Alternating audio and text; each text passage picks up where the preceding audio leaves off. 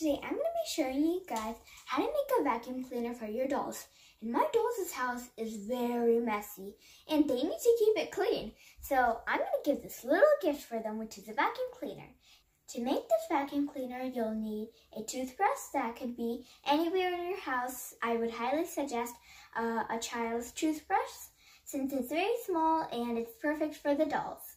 Also, a hot glue gun is required, and when you're using the hot glue gun, make sure that you have a parent nearby or let a parent do it to be safe.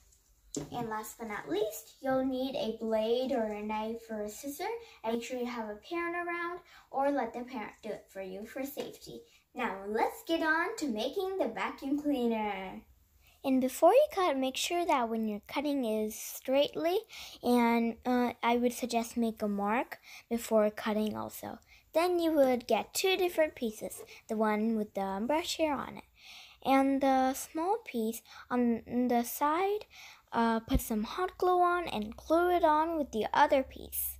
Then you could start sweeping and vacuuming. And the reason why I said sweeping was this vacuum cleaner is multi-purpose. It could be used as a broom and as a vacuum cleaner.